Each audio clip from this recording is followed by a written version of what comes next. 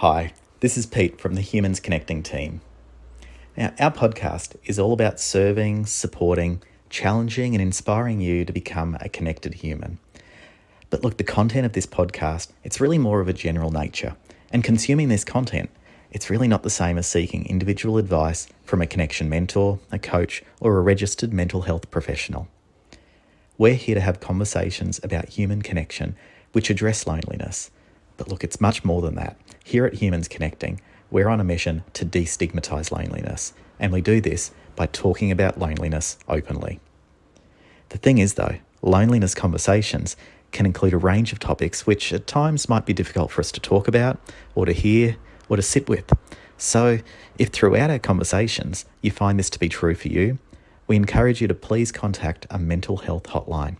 Now, don't worry, there's links in the episode description that can help you find some immediate support from many of the countries and the locations that you might be listening from. Our only advice to you is this: meet yourself where you are and how you are right now. If you don't feel up to it, hey, that's okay. We'll be here, ready and by your side when you're ready to go. Oh, look, we're so glad that you're here. Let's jump in. 450 million humans, 27 member states, 24 official languages, with one unified strategy. Let's find out how the European Union is tackling loneliness and social isolation, how Lonely EU wants the world to join them, and how their work helps you, wherever you are in the world, become a more connected human. Hello, it's Phil. Welcome to the Humans Connecting podcast.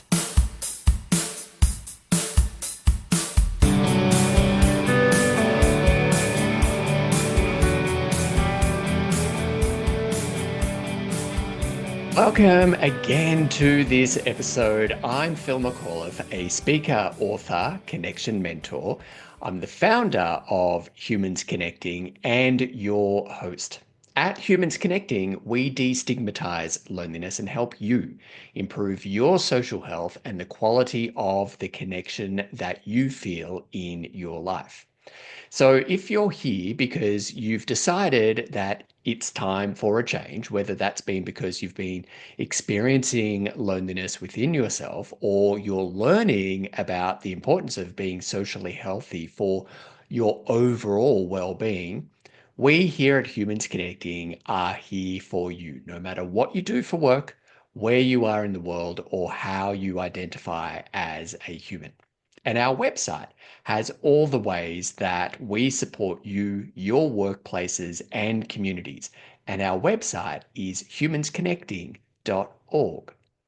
Now, I have to admit that I'm trying to keep myself nice for this episode because I am absolutely nerding out. Because back in the 1990s, I studied political science and international relations as part of a Bachelor of Arts degree at the University of Melbourne.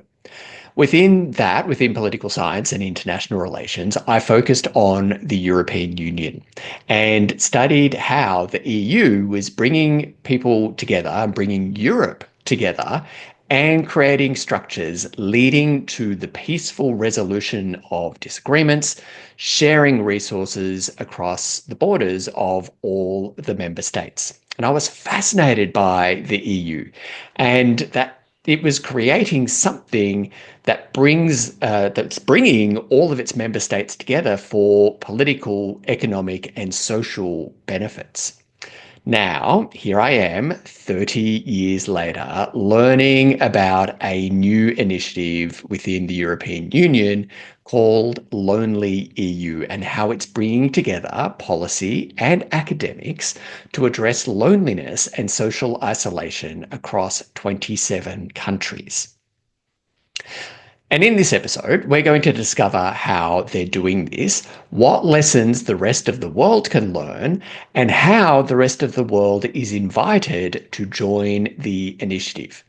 And our guests today are part of the team that is co-creating Lonely EU. Judith Merkies is a lawyer, policy expert and a former member of the European Parliament with over 14 years' experience addressing loneliness. Having lived and worked in 6 countries, she combines Dutch directness and global political insight. With a background in film, music, and innovation, Judith brings creativity to policy work. She teaches at the Vrije Universiteit Leadership Academy and is pursuing a PhD at the Vrije Universiteit Amsterdam, the Free University of Amsterdam, just in case my Dutch pronunciation is absolutely terrible, or knowing that my Dutch pronunciation is absolutely terrible. And Judith is also the policy coordinator for the Lonely EU project, turning research into practical strategies to combat loneliness. Also joining us for this conversation is Dr. Rocha IJzerman, a behavioral scientist who is returning to the Humans Connecting podcast for a second time. Specializing in social connection and loneliness, Dr. Hans co-leads the development of a monitoring framework to assess loneliness across the European Union as part of the Lonely EU initiative and supports global initiatives in psychometric reform, including large-scale multi-country studies on social health. A pioneer in AI-driven assessments, Dr. Rocha IJzerman collaborates with policymakers and researchers to implement evidence-based solutions for improving social well-being. So in this conversation, you'll learn how Lonely EU got started and also how Lonely EU is addressing loneliness and social isolation in Europe and beyond. You'll be part of a real live conversation about the role of AI in human connection. And as always, here at the Humans Connecting podcast, you'll get outstanding advice to help you through a loneliness experience. So let's jump in, and I'll see you on the other side of the conversation to share some thoughts to wrap things up with you. Hans, welcome back to the Humans Connecting podcast and a special first welcome to Judith Merkies. Thank you so much for joining us for this episode. Thank you for having us. And thank you for having us. And indeed, it's a pleasure to be back. I've always wanted to say it on a podcast, so you've given me the first opportunity, Phil. I think you're the first return guest, Hans. It is a It great shows honor. its importance. Yeah, well, as befits the importance. But Hans, because you've been on the podcast before, I'll come to you second. But Judith, are you, just in case someone is not familiar from not familiar with you enough from me reading your bio in the intro, what's the real story behind the bio? Could you introduce yourself a bit more? Thank you, Phil. So I am Judith Merkies. I am a lawyer, a staunch believer in cooperation and in Europe. And for that reason, I became a member of the European Parliament and very active in politics. I've been active in politics since, I think, 17. So that is already quite a long time. I think that there are a few things that really need to happen in this globalized world. The thing is that I see we are globalized yet apart more than ever, and also drifting further apart in so many ways. So during my time in politics, where everybody was only seeing the good side of the internet, the rollout in that time of broadband and Facebook and social media, there is a famous Dutch football player, Johan Cruyff. In the Netherlands, we always say that he's the most famous, but other countries disagree. And he always said there is every good side has a bad side. And there was a bad side to the good side of the internet. And that is, according to me, our ever disappearing connection. It sounds a bit contrary, but it is. So that was the reason why I took this topic up about 15 years ago. I I know we'll get into it, but yeah, you took it up before it was cool, or and I imagine, and I think it's something for to reflect upon in a few minutes' time. But I imagine that it was lonely to work on loneliness 15 years ago, which listeners and viewers of the pod know that I say that quite frequently, that there is an ironic loneliness to working on loneliness. And I'm sure when you started doing it, you felt that keenly. Thank you for recognizing that. Yes. Yeah. It was after I left the parliament, I started advocating this topic, lobbying for this topic to get recognition at the European level. And I can tell you, people thought I was lost. It was because I was no longer in parliament, because I no longer had a political mandate. I was more or less out there in the desert and trying to attract attention in this way. So thank you for understanding this apparently mutual quest. Yeah, and it's so I want to say like deliciously ironic, but it is unappetizingly ironic that in working on human connection, it can actually be a very lonely experience. Thank you for sharing a little bit about more about yourself, Hans. For you, being the second time on the podcast, just in case someone hasn't listened to episode 19 yet. Can you introduce yourself? Sure. I thought you were going to ask me about the true story behind my introduction as well, because the true story is that I kind of feel like an imposter with the two of you, because my alter ego is that I actually wanted to study international relations when I came out of college, and I didn't do it, and I always regret that. Now I just listen to The Economist every day in order to make up for it. But I get to talk to the two of you, so a former member of parliament and a former diplomat, to kind of satisfy that need, and also talk with a lot of other people now with the research. But in any case, back to your question. So my name is Rocha IJzerman. I can give you the background behind what my name means in another moment. I spent the better part of about 2 decades. I can't believe that I say that, in academia, and I've mostly studied close relationships, attachment, and social connection. Not only how we measure them, but especially now how we can use that knowledge to help people. And along the way, in those 2 decades, another part of my persona is really getting involved in large team science initiatives and open science. So initiatives like the Psychological Science Accelerator, Collaborative Replication Education Project. So for me, that time in science has really taught me the value of collaboration, transparency, and rigorous methods. And that's a really important part of my identity as a scientist. So I've gone from the academy now into my own company. So I'm the CEO and founder of Annecy Behavioral Science Lab, and we try to bring science into real world practice. So we do research, consultancy, workplace training, where you and I, of course, collaborate on creating connected workplaces, and product development. So something hopefully will come out in about half a year or so that I'm really excited about. But the goal of the work that we do is really to help humans flourish. And for us, meaningful connection is an incredibly important part of that.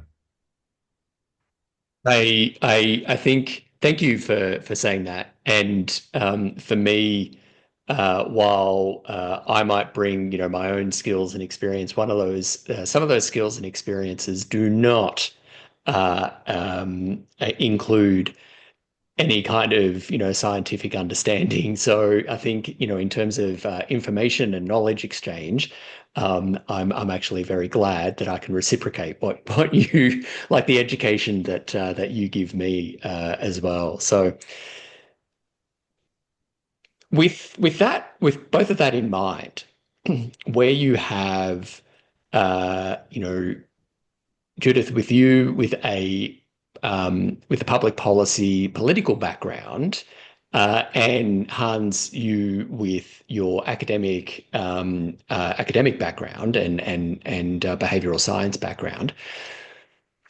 I'm really keen to hear from you both about how lonely EU came to be.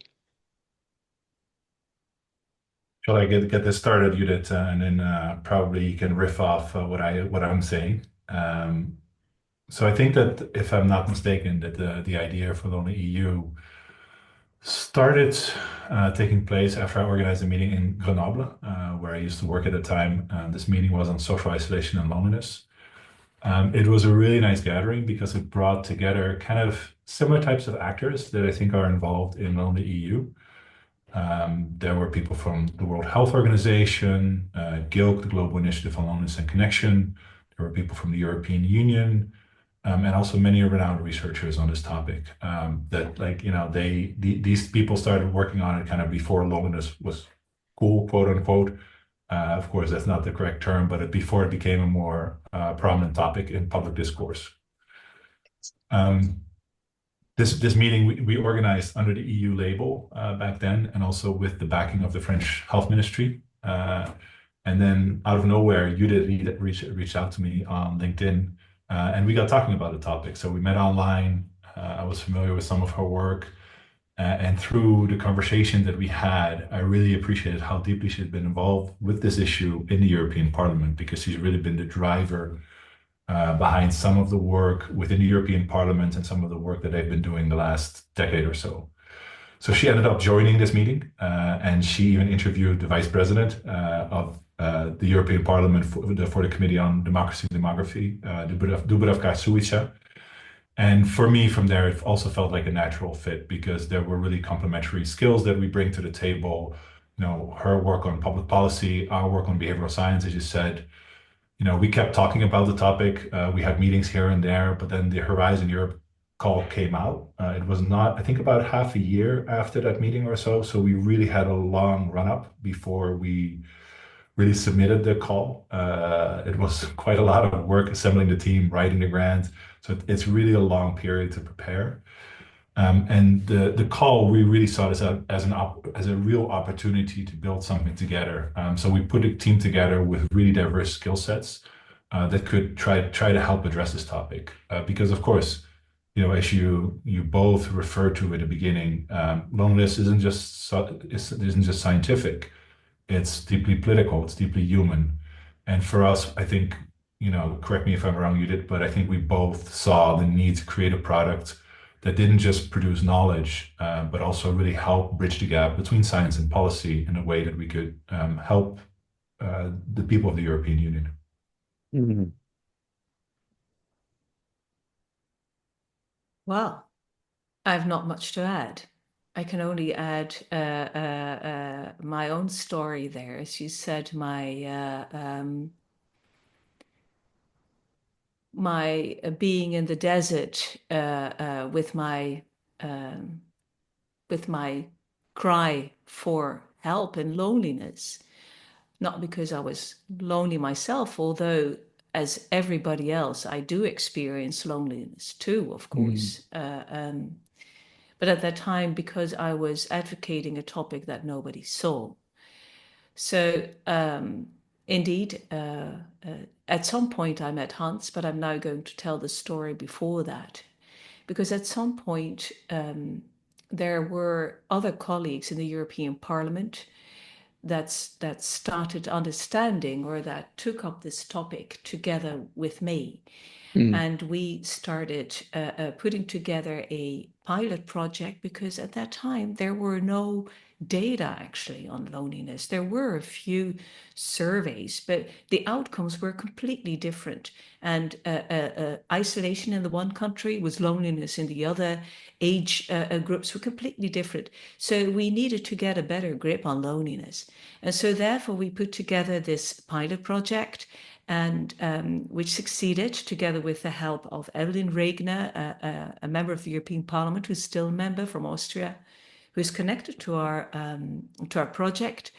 And then from that moment, it started crystallizing. We had the data, and the data were very clear. And it was also clear that data only does not suffice. We need to go on and have a policy. And so before that crystallization, or at that moment of crystallization, karma, Hans and I met. And we started reaching out to other people to help us of writing this call. I do like how there's design. There's, Hans, to borrow something that you just said, there is a long run up to where things are today. And sometimes, that was deliberate design. There was a need, and, skills and networks were called upon to fill the need. But then, And Judith, maybe that also refer to our logo, because here you see that in order to combat loneliness, the lonely one is, of course, the one here that we all are occasionally. But here you see how many people are needed in order to combat loneliness. to welcome back in the one, or to have the one feel essentially that they belong. I think what is really just lovely there is like the element of chance, the element of serendipity, and seeing opportunities as they arise.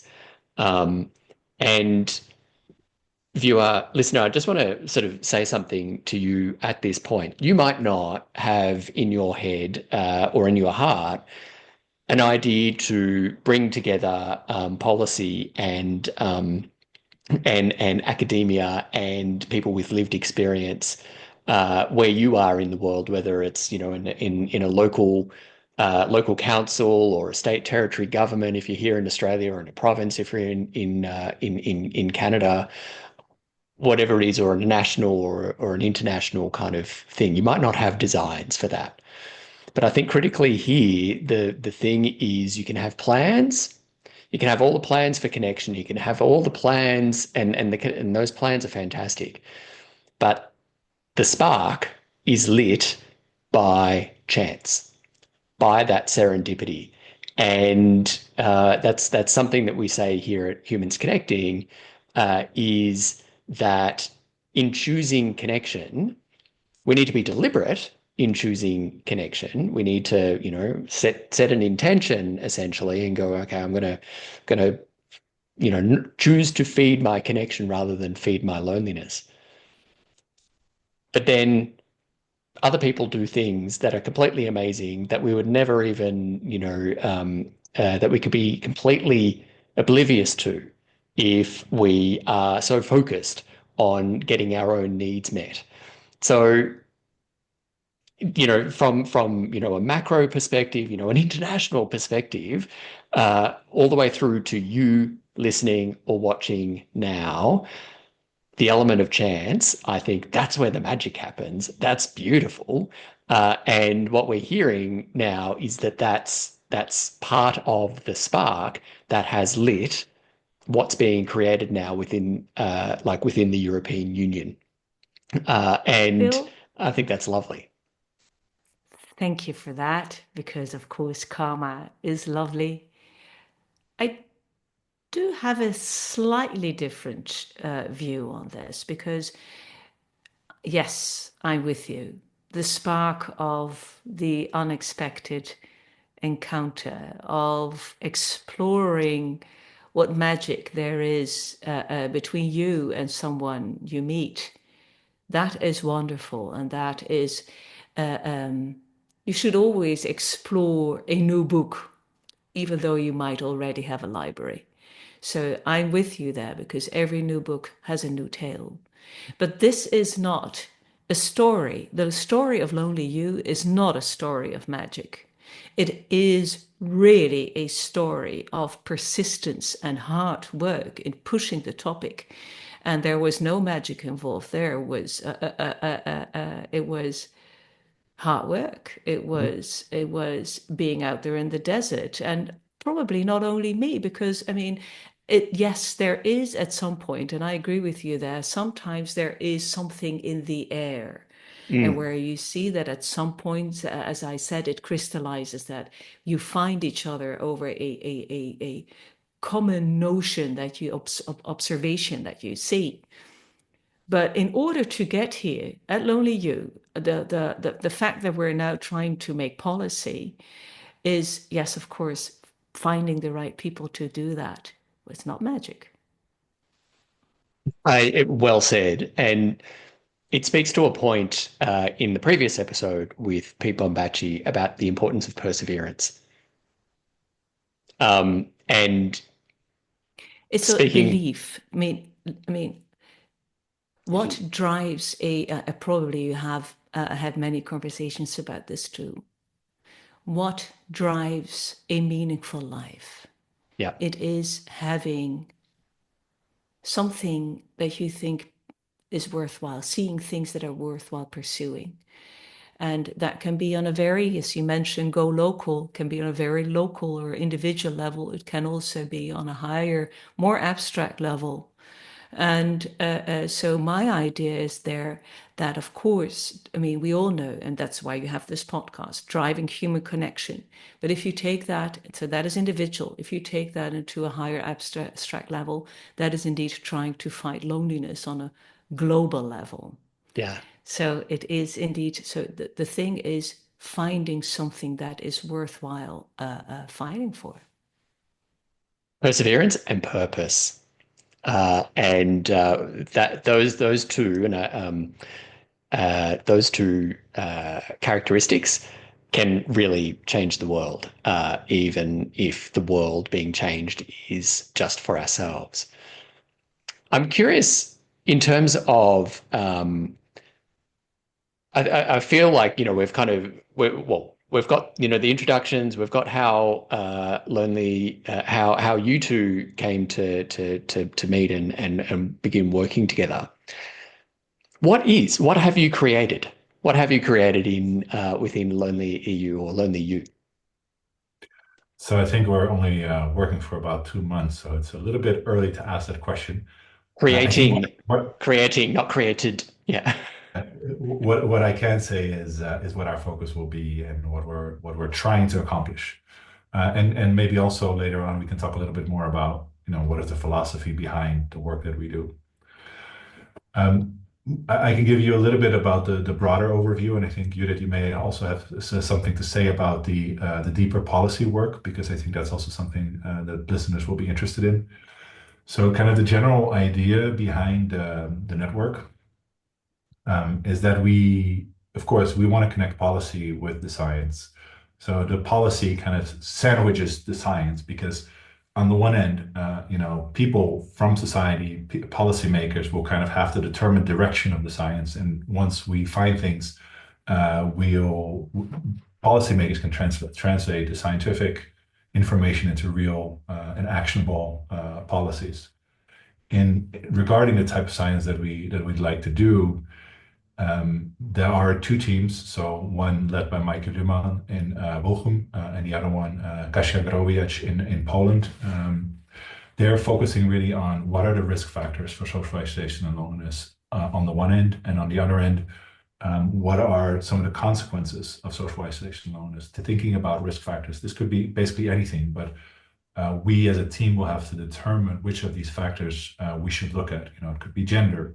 It could be minority status in whatever form. It could be socioeconomic status. In other words, poverty. In other words, poverty. It could be, things like social media. And on the other end, what are the consequences? Health, economic consequences, like what are the costs for society? What are the chances for radicalization? So these teams will gather all the relevant data sets and will try to see through complicated statistical modeling whether we can determine whether something is a cause or a consequence as well as possible. They will then create a decision-making tool where they will work together with the OECD to really help policymakers identify for their countries what are risk factors and what are consequences. There's a team in Italy that will help do the statistical modeling. These are quite complicated procedures, so you really need separate people to do this.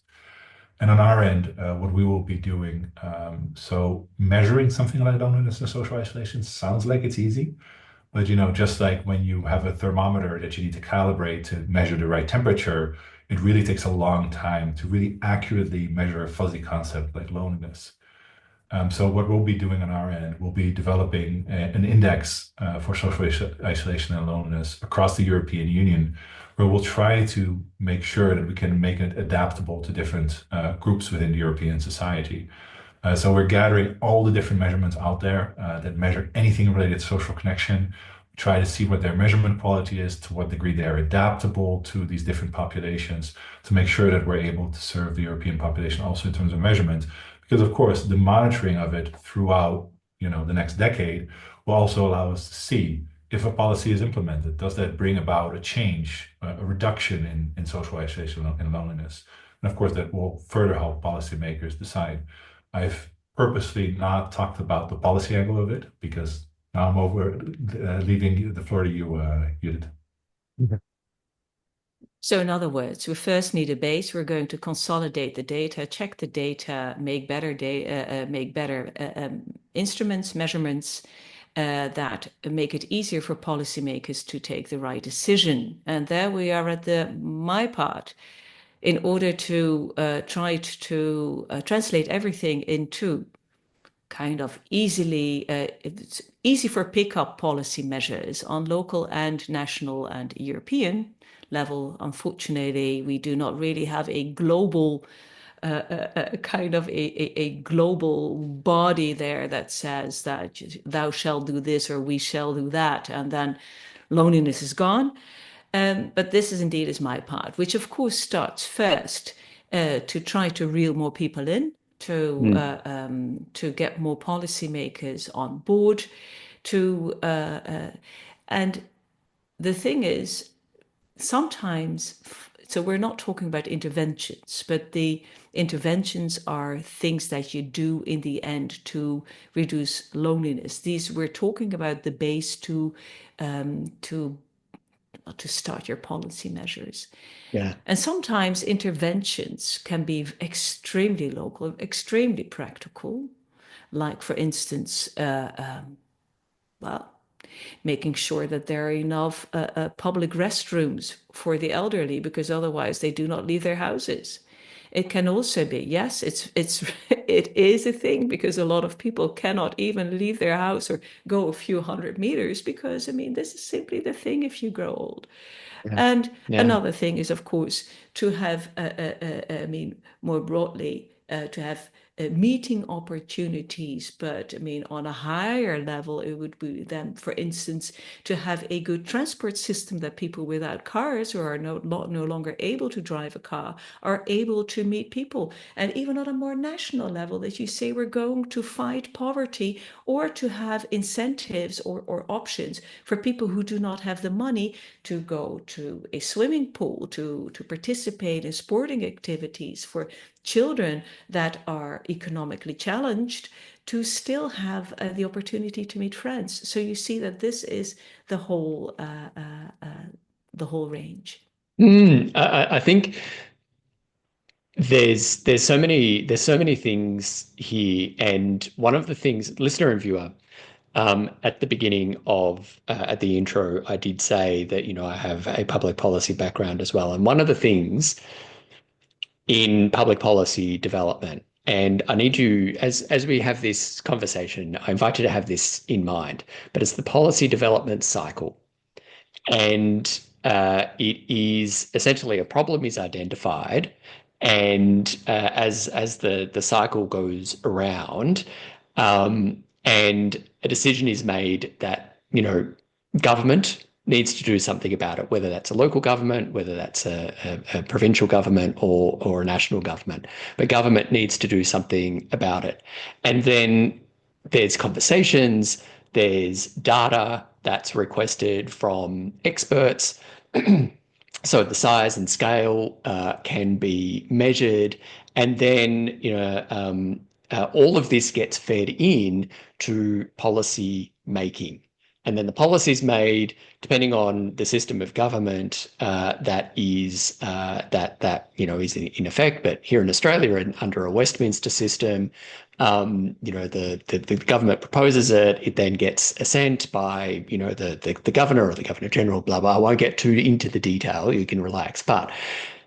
And then the policy is implemented, the public service is steered in a way that they administer the program, and then critically, more data is then needed at that point to know if the measure, the initiative has worked. And if it has worked, great, keep going. Let's keep going. Or if it hasn't worked, the data is really important at that point, because then that gets fed back into the top of the cycle and it's like, okay, what do we need to do? So what you've just got there from both Judith's and Hans's response is a really great example of the policy development cycle. Now, when it comes to loneliness, I want to add to that because I don't want to bore your listeners with all this data stuff, because I snooze more or less too when I hear that 3 times. So it's just that people must know that a policy needs a good basis. You need to know what you're doing, and you must know that if you introduce something, are you doing the right thing, and actually, are you improving the world? So therefore, you need those data. And in order to give an example, if we would not have data, because probably Hans has seen that over his 20 years, because he very clearly showed that he was even on the topic before we were, Phil. Yeah. And so over the last 15 years, I heard a lot of myths about loneliness. People always go on about the elderly or the senior citizens and loneliness, that they are more lonely than anyone else. And so I've heard a lot of these ideas or beliefs, myths about loneliness, which after the data check were actually not true. The young are more lonely than our elderly, say, co-citizens. And I'm not saying that there could not be older citizens that are lonely, of course. And especially if you're no longer very mobile, it's very hard not to be lonely. But it's very clear in the data, our young are the most lonely. And imagine if that we would not have had those data, then our policy would be all wrong. Yeah. Well said, Hans. I figure you've got something to add about that, about the importance of good calibrated data there. Well, when Judith says she starts to snooze when we start talking about data, I actually get very excited when we start talking about data, because I love talking about measurement and I can do an entire podcast on measurement. But really also because it is so important to get it right. Like basically what Judith is saying, so Phil, whenever I say data now, I have to think about data. So I get a little bit of conflict in my head. It's a good thing that we're all multilingual and we can adapt whether it's data or data. You say data, I say data. Tomato. I can't even say tomato without feeling like I'm taking. Let's call the whole thing off. I know. It started about loneliness and the young, Hans. That was the thing. That is more important. So I agree that loneliness in the young is very important, and I think we'll get to that a little bit later as well. Particularly also because if you do intervention for the young, of course, it will still have an effect when they're older. So that's another reason for why it's important to work with young people.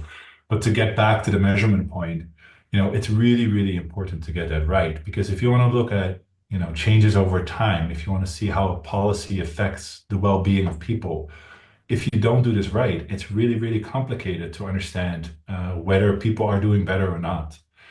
The other thing that I think is good to emphasize there, the other thing about measurement is that oftentimes the way that we do it, we use a one-size-fits-all approach. And of course, that doesn't make a lot of sense because the concerns for younger people around loneliness and social isolation are very different than the ones that older people are struggling with. When you go from high school to university, you're forming your identity, you're changing your networks. There are all kind of new technological developments versus when you're later in life, you may lose your spouse and it's you have to mourn. So the questions that we need to ask those populations will be very, very different. And that's some of the challenges that we would like to address as well. Like how can we serve different groups best in really doing different measurements for them? So for us, these measurement approaches, system-based approaches, but also personalized approach almost. At first with Lonely EU, really adapting to different groups is really important. But then also making sure to test and calibrate. Are we measuring what we think we're measuring? Because when you ask a question to people, are you lonely or yes or no? Sometimes people may not be aware of whether they feel lonely, or they may lie because they don't want to share it with you. So there are really complicated things around measurement that we'll work through and that we are really excited to work on. But of course, the crucial bit is then to bridge it to policy and to say, if we create those public bathrooms, does it make an actual and real difference? And even you can think about many different interventions. Once you do measurement right, you can see how much does this intervention cost versus this intervention, and what is the relative impact of that intervention in improving the well-being of people. And that's another reason why measurement is so important, because you can more accurately gauge it against the potential costs, so you get a better sense of return on investment as a policymaker. So that's why I think it's so important. And I think then very quickly we can get back to the youth, Judith, because I agree that is a really important topic, particularly if you think about this as a policymaker, like, hey, if we want to change things for the better, like if we do something, what is the biggest chance that we change people for larger parts of their lives? And of course, then it's important to focus on young people. I do want to push back a little bit, Judith, though, on like whether the youth are the most lonely. I think both young people and older people, they're both big risk. They're both big risk factors, and I don't think that there's necessarily a big difference. Oftentimes these numbers around who is the loneliness, sometimes it's a little bit more in one group, and Well, sometimes let's a not little make it bit. a competition. But that's why there are different risk factors. There are different risk factors. There are different reasons why people become socially isolated, why they feel lonely, and it's Shall we just I then think agree upon that if you are lonely when you're young, that the risk of being lonely when you're old is higher? For sure. And of course, the one reason why we talk about the young a little bit more now is because in the beginning in these discussions, the focus was mostly on the older adults, and it wasn't on young people. It was just that young people were not sufficiently highlighted. Even the World Health Organization was where they focused on social isolation and loneliness in the beginning was in a decade for healthy aging. And thankfully, they have pivoted now to really focus on everybody, to be for social isolation and loneliness to really be a topic across our life stages, because that's what we do need to do. And that's why I think we do need to keep mentioning, yes, for young people, it's really important too, because like you were saying, we think that it's not a big risk factor intuitively, but if you actually look at the data, then yeah, you do see that young people are sometimes struggling, at least some parts of the population, and that's something that we need to do something about. May I hijack your podcast a bit, Phil? Please. Because there is now something that is going to put every age group at risk. And the thing is that whether it's data or data, we do not have any information on that. And it is the impact of this is huge. And of course, I'm talking about artificial intelligence. Because what we see is that artificial intelligence has potential to help people to connect, to indeed offer a therapeutic assistance to people. It has also an even bigger potential to disrupt, because what we're seeing is that people are more and more turning to this rapidly evolving technology to connect parasocial relationships, because AI is easy. It's there 24/7. It's not countering your arguments. It is saying that you're fantastic. If I ask, tell me I'm fantastic, I'm getting this fantastic essay on how great I am.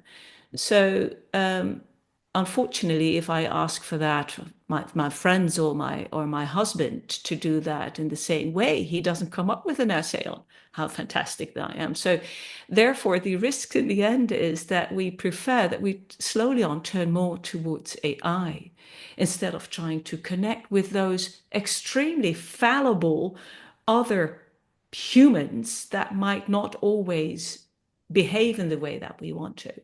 And so therefore, data, we need very much more information. And I would even say also, can the policy be even more quick than the Yes. data Yes. to have an intervention? I'm keen to hear what you have to add to this, Hans, but I simply want to say I have been struggling. This has been an issue that's on my mind. And for listener and viewer, every day I like to set aside an hour to write. And sometimes I smash out an article in that hour. It's like fingers are flying. It's all just like, there's lightning coming out of the fingers and it's just very easy. It's taken me a few weeks to kind of get my head around why, and my head and my heart around why I am so concerned about AI.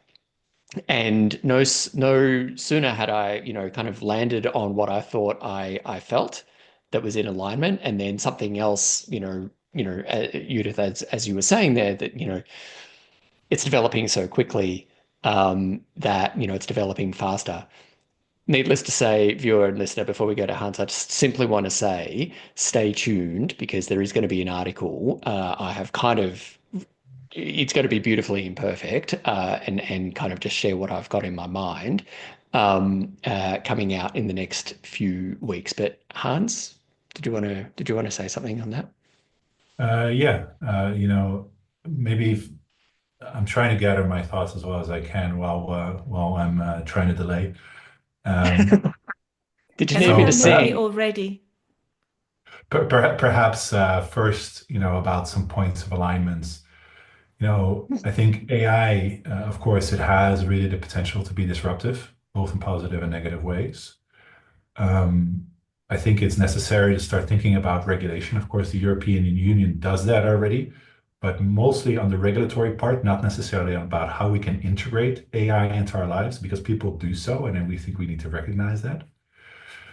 Where I'm more uncertain about is what kind of disruptive impact it will have. Will it have on our connection, or, for example, more on labor situations where people may potentially be, some tasks may be replaced. When I think about the potential disruption towards connection, of course, one is that is immediately in the back of our mind is social media as well, where people are saying something very similar about the potential disruptive impact about social media on connection. And there, as a societal driver, just for the larger part, when you think about the impact of social media on potential loneliness, there are, of course, a number of reports that are saying out there everything is terrible. People are becoming lonely and socially isolated because of social media. And when we look carefully, and particularly, going back to the issue around measurement, just you don't see those relationships. So we just actually re-examine a report where that claim was being made, and the measurement was really poor. And when you look at loneliness and social isolation over the past few decades, it's pretty stable.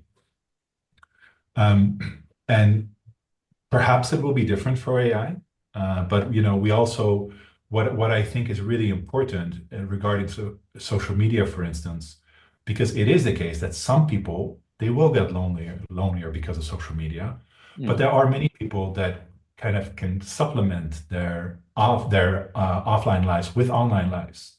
They're able to connect to other people when they move to another country and form groups of friends because of social media.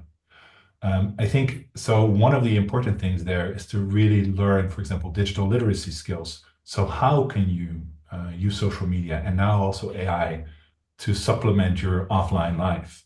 So I think that is, I think, important to focus on in terms of the thinking about AI, how to integrate it into our lives, thinking about both about regulation, so really to get rid of the potential harmful effects.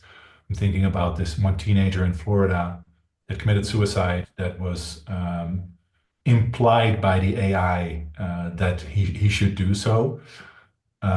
So that is, of course, an important regulatory aspect. But the other part is about, okay, learning how to cope with AI and the integration of AI into our lives to complement how we connect offline with each other. So that's I think what is really important. Maybe to get Well, back what is also. very clear is that you here have a scientist view, and I understand and value that. I have a kind of a political vision here, and which is I understand that somebody who is in love with ChatGPT is not lonely. I understand that. But do we want to have a society with people being in love with their AI love interest? And that for me, even though I agree with you, so parasocial relationships might not make you feel lonely, but I mean, who, if you're indeed completely digitally connected, and if you are ill and in your bed, your AI friend or your digital friends are not going to squeeze your oranges. So I just want to really have a very clear view on what I'm not discussing whether it's lonely or not lonely, but I'm discussing, do we want that society? But for me, that's an entirely separate issue. So of course, that is a separate moral question. But let me go back to the social media bit because I think it's really important. Because of course, I think there's a large moral panic around social media, and many parents are concerned around social media because of that. But instead, what you see is that the drivers of social isolation and loneliness aren't about social media. They're about people that are economically insecure, racially marginalized, socially excluded, or living environments with limited public infrastructure. It isn't social media. So that's why it's a policy issue why the measurement issue is so important for public policy, because where we should direct our attention is not necessarily just on social media. It is more on these other factors related to loneliness and social isolation. So if you're being discriminated against, if you don't have the financial resources, those are the bigger drivers around social isolation and loneliness. It's possible that AI would take over that, but we would need to get a good view on that in order to make that decision. Of course, that's why I also think we need to develop digital literacy skill. The question around being in love with your AI is an entirely separate topic, and that's a different moral issue, but I wouldn't connect it directly to these topics in relation to policy. Well, I want to relate that. I'm not only talking about being in love, but being, I mean, your therapist who is an AI therapist. There are already AI therapists. I'm talking indeed about your best friend, just as an anecdote in order to keep it less abstract. My daughter was on the train over Christmas on her way to me actually, and the train was very full. There was a couple sitting next to her, and the guy was obviously not feeling well, more or less green in the face, and so my daughter was sitting next to the girlfriend. The girlfriend was typing in ChatGPT, "My boyfriend is not feeling well. What should I do?" And, I'm talking about, I mean, go to your boyfriend, ask, what can I do? Ask him, how are you? Don't talk to ChatGPT. Make a real connection. And this is the thing. Why are we asking ChatGPT? So ChatGPT has slowly on becoming our cell phone, entrusted with our deepest secrets, which of course, I mean, so that the real connection is going to be with your AI, whatever it is. And that is what I'm talking about, what I think is extremely disruptive. I think for me, this is like this is the hot button topic, and for many reasons, and Hans, with what you're saying there on in terms of social media and an anxious generation and policy decisions that have been taken in Australia based on data and information and interpretation of that data, rather than looking at the systemic issues from a public policy perspective, from a political perspective, looking at the systemic issues that might be feeding loneliness and social isolation, social disconnection amongst younger people, younger Australians, in this instance, with a social media ban for those under 16. And it just seems easier to go, no, we'll just take that tool or that thing away, and then we can potentially pat ourselves on the back and say, well, we're doing something, but we're not really addressing the other factors that could be contributing. But then on the other hand, not on the other hand, but also part of the discussion here, Judith, what you're saying is, and I agree with you on this, is that one of the things about ChatGPT, YouTube, as well. Like I'm still, I'm Gen X. I'm in midlife, and the forgotten generation, and I would like to say, could someone please talk about the middle-aged people experiencing loneliness too? That would be great, because we're just a little bit behind the young. But I digress. There's like 7 other topics for podcasts episodes in all of this.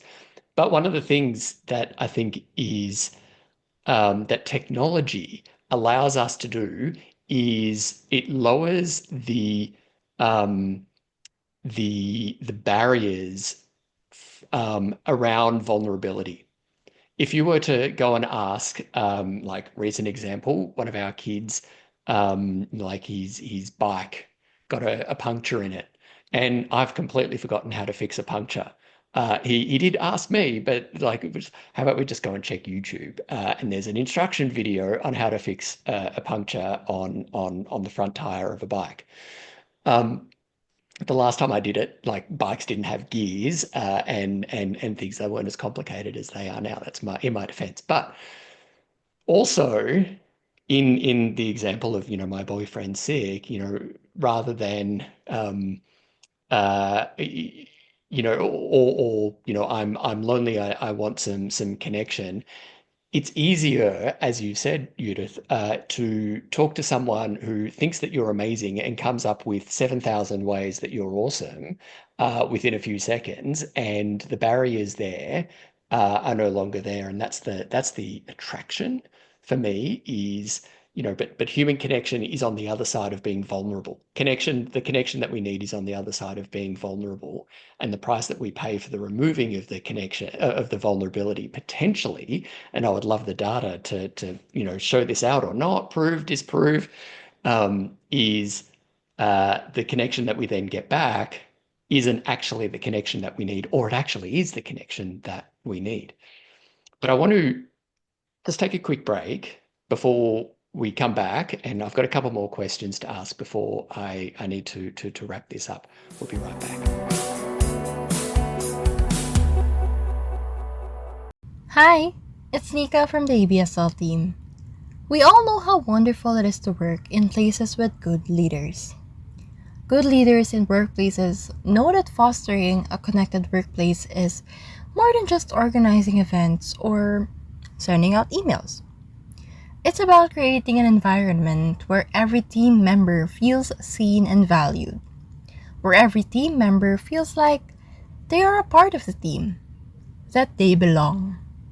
But it can be particularly challenging to create a connected workplace in larger organizations spread across multiple locations. And we're here to help. Our Creating Connected Workplaces service, delivered by Phil McAuliffe of Humans Connecting and Dr. Rocha IJzerman of Annecy Behavioral Science Lab, gives leaders throughout your organization the tools they need to succeed. Our advanced measurement methods offer unparalleled accuracy. We help you get the right information and metrics you need to assess the level of social connection within your team. We also inspire your leaders to communicate in the most effective ways with their teams, even with implementing science-backed strategies that enhance social connections. When you're ready to empower your leaders in the workplace and make your organization flourish and thrive, tap the Creating Connected Workplaces link in the show notes and book your initial call with Phil and Hans. And let's create your connected workplace together. Welcome back. I'm with that conversation about the like fresh in our minds. What are you both excited about for the potential in like from your perspective from your different perspectives? What are you excited about for the potential for Lonely EU, Lonely You? Knowing that it's only, it's just getting started now. What's the thing that excites you the most? Go ahead, you. Okay.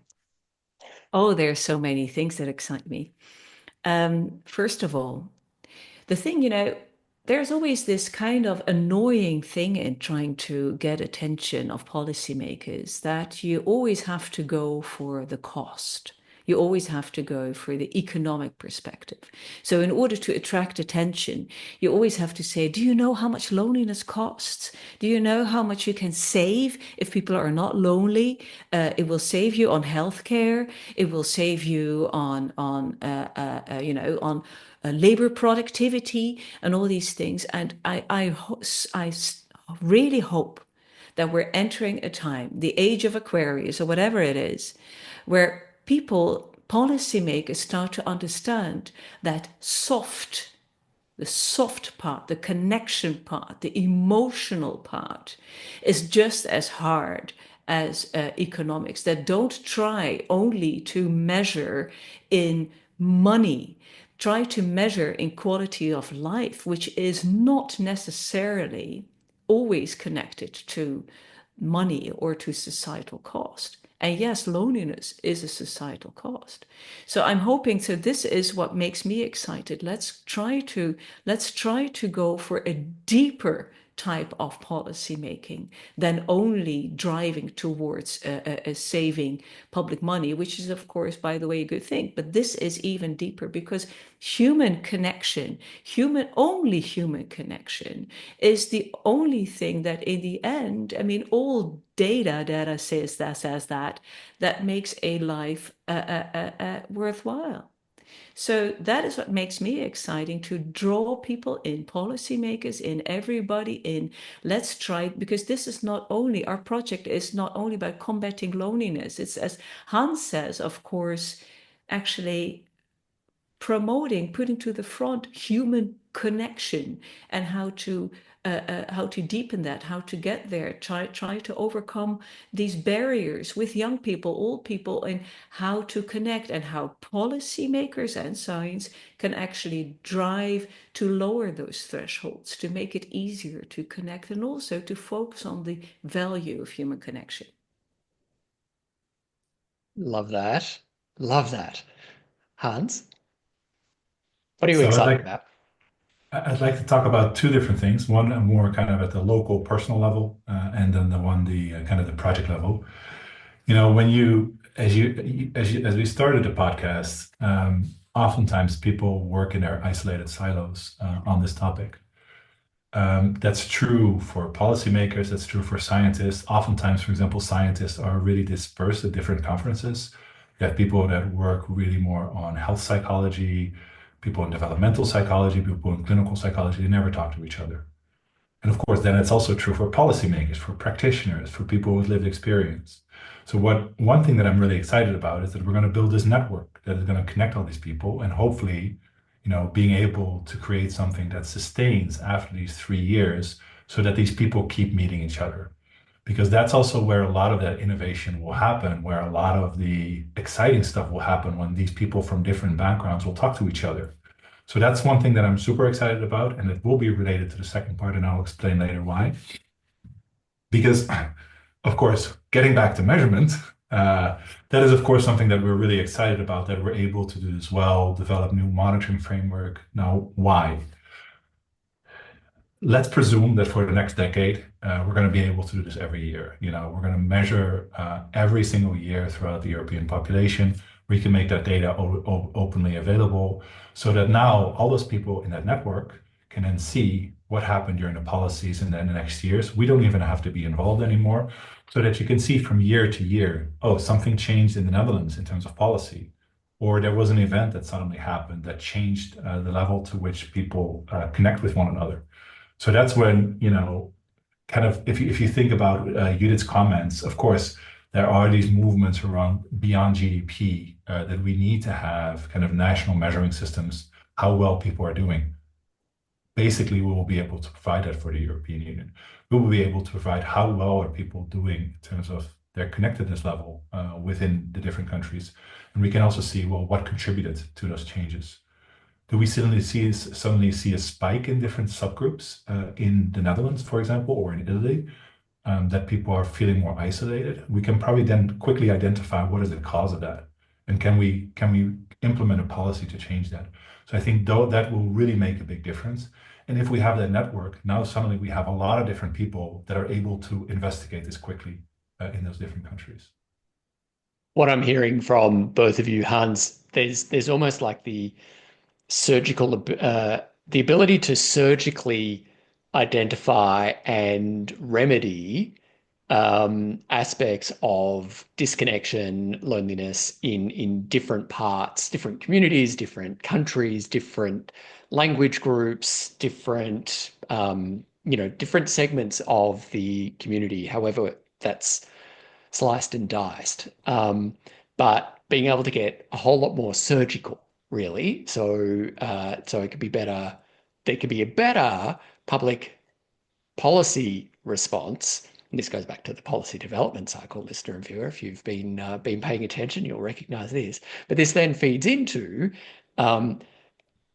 providing politicians, public policy, like policy institutions, with the information that they need beyond the very well-established economic indicators, where right now GDP, gross domestic product, is used as the indicator of how well an economy is going. And places like New Zealand, places like Australia and other places are not only doing a economic budget, but they're also doing a well-being budget, but kind of struggling to come up with accurate measures about how the populations in Australia and New Zealand are faring in terms of their wellness, their well-being, physically, mentally, socially, and emotionally. But So one of the things, Australia and New Zealand, this is then our offer. Work with us, and we are going to provide the measurements in human connection and loneliness. So that would be lovely if, Phil, your podcast would make, policymakers, the government of Australia and New Zealand reach out and say, hey, we're going to be part of your program and develop this for the whole of Europe and also for us. I think that is the thing that is really needed, because I too, like what you said before, Judith, in terms of the point, and I was going to say this in the wrap up, but I might say it again. So let's all act surprised when it's the wrap up. But where we become unstuck, we get a bit lost, I feel, when we forget that humans don't live in an economy, and humans live in a society, and the economy serves society, and humans don't fare so well when it's the other way around. And when we're talking about, but right now, one of the only understood measures of well-being and impact and that gets attention, frustratingly, and sadly, can we just take a pause and say that, human productivity and how much that costs is the only measure that gets listened to, but that's how it is for now, but hopefully not for too much longer. And so for me, for what you're doing, that's the thing that I'm excited about, is like, okay, great, what's next? What do we do? What do we do? And roll up the sleeves, muck in, do all the things, and really let people know wherever they are, whether they're in rural Bulgaria or in Galway, the southern provinces of Portugal or northern Finland. It's Queensland, Tasmania. yeah, yeah, yeah, yeah. Just like, Perth. But yeah, it is. This to me is very exciting. This has been a wonderful conversation. I've got one more question for you both. And Hans, I'm not going to ask you first, but one of the things I haven't told you about this final question that I ask every guest on the Humans Connecting podcast. And the question is this: what's one piece of advice that you could give to someone right now who's in the midst of a loneliness experience? Everybody feels like you. Even though other people might appear super connected, leading fulfilling, fantastic lives, there is a lot you don't see. Don't judge a book by its cover is a very known saying. It means that you don't know how people feel by judging the outside. So, which means it could very well be that others feel just like you. We are all the same. We are all the same, which means that everybody experiencing hesitation, shame, reluctance, difficulty. And there is a difficulty in reaching out. It means that you're putting yourself out there in order to be judged. You judge other people too. Just go for it. And you might experience rejection. We all do. And just try again. Love that. Love that. Before I make a comment, Hans. I'm actually going to continue where Judith started, and in part because that can center a little bit about the theme that we were talking about before about young people and then attachment. Because one of the things that we know about attachment and attachment avoidance in particular is that oftentimes when people feel lonely, when they feel avoidantly attached, it doesn't feel like it's worth the effort to connect with other people. But even for people that feel like they're avoidant in their attachment, when they actually connect with other people, it does feel worth it. And I think that's to continue with Judith's last point. Even when you don't feel like it's worth connecting with other people, oftentimes it probably is. And it's really important to reach out and to get that feeling of connection. At the same time, of course, take care of yourself and make sure that, you build your network with people that you can later feel like you can support on and can rely on. That's so true. And I know that we had, in part of the preparation for the conversation, there was, talking about attachment. And I'm loving what I'm learning about the and it's so it feels so obvious, but I'm learning it nonetheless. The when we are avoidant, and our initial response when there's a challenge, when we're feeling upset, is to withdraw and deny and shut down and shut out. All of those, what I experience, and they're part of what I can say are part of a loneliness experience for me. and I want to shut the world out and deny myself uh, the connection that is all around me and the connection that's within me. And I really wish, listener, that I could say this, that I've got the hack. It's a constant practice when I'm in the midst of a loneliness experience, I'll say. And it never ceases to be both amazing and so incredibly frustrating for that last piece of advice from both Hans and Judith in what they were I saying have one there. addition, if I may, Yeah. because talking about this, I want to tell your listeners and viewers,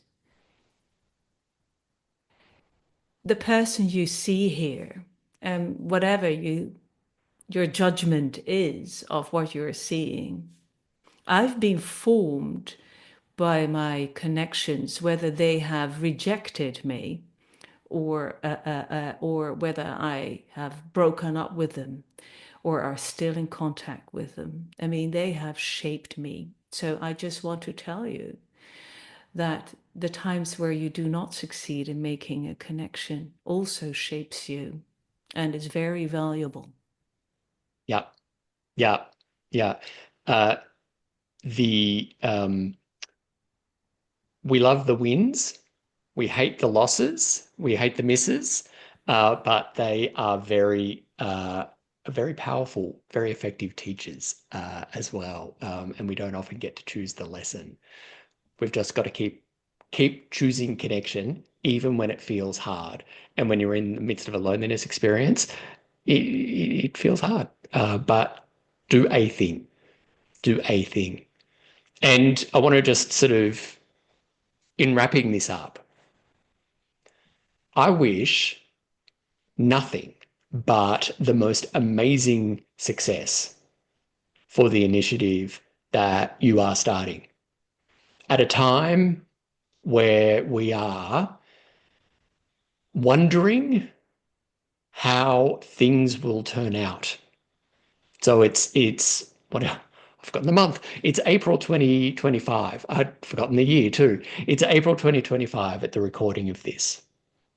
And the world just seems a bit topsy-turvy, a bit crazy. And it brings me such a profound sense of hope, a profound sense of, I want to say, what's the word that I'm looking for here? But it helps me keep going in the work that I'm doing on this side of the world, in our kitchen, in our 3-bedroom townhouse in suburban Canberra, and with, head and heart full of big ideas and a team who's all ready and raring to go. To know that there are people using their skills, their experience, their expertise, their insight, and frankly, their hearts. Oh, hearts. I wanted to do this when you started saying this. Yes.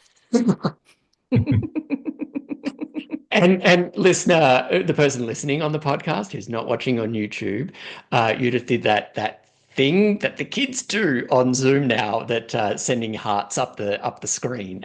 So I can't do that. I've just barely mastered the hand up on. So that's like advanced level zooming there, Judith. Um, so, with all of that said, I'm so profoundly grateful to you both for and to your teams for helping make this making like the time work for this. Just before we wrap up, how can people find you if they've got questions they want to connect? Judith, you first. Well, first, I think through your finding your amazing podcast and finding you on LinkedIn and your website, then turning to us. Our name is Lonely EU or Lonely You, whatever you want to say, but Lonely EU. There we have, of course, a website, lonelinessineurope.eu, and we are on LinkedIn, Lonely You, Instagram, Blue Sky, and no, we're not on the other platforms. And my name is Judith Merkies, and you can also find me on all these outlets. Excellent. There'll be links in the episode description because that's what the cool podcasters say. But thank you. Thank you. Hans? So you did already did the honors to connect to the Lonely EU network, so I don't have to do that anymore. So I'll just say where people can find us as a company. So that's just on the web, absl.io. And of course, they can also find us via you, Phil. First via the podcast, but of course, through the initiative that we work on together, particularly on creating connected workplaces. So Exactly. I think we could be all Kevin Bacon and six degrees of separation. Listener, viewer, there's not even 6 degrees of separation between you and our awesome guests on this podcast. It's just like, just come to me and I can put you in contact, as Judith said. Judith Merkies, Hans Rocha IJzerman, thank you so much for being on this episode of the Humans Connecting podcast. I can't wait, Hans, to have you on for a third time and Judith to have another conversation with you on a future episode, just to get a progress update on just how you're changing the world. been Thank you, incredible Phil. pleasure. How you going? Got a couple of things that I wanted to share with you just by way of wrap up that came up in that conversation. And these are things that, while they were spoken about in that kind of, macro government level context, have real implications for you as a human who wants to become a more connected human.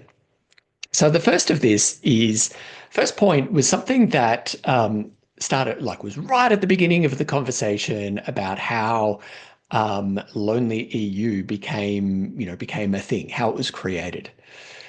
And Judith did say something there about the perseverance and the focus on why she was doing this work being the thing that, almost like the secret sauce, that has led to where things are today in the establishment of Lonely EU.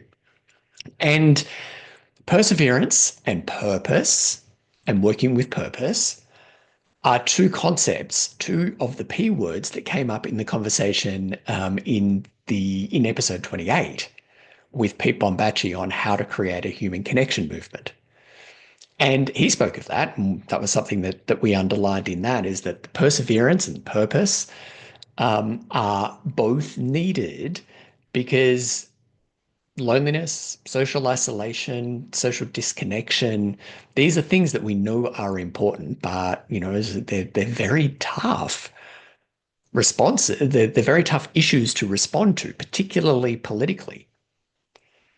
And so it's a really important point that whether you are a human who is wanting to improve the quality of the connection that you experience in life or in your own life, or you're a human who is working in service of other humans, trying to become a more connected humans themselves, it's a slog. It's a slog, and I wish that there was like a more inspiring way that I could say that, but it is bloody hard work.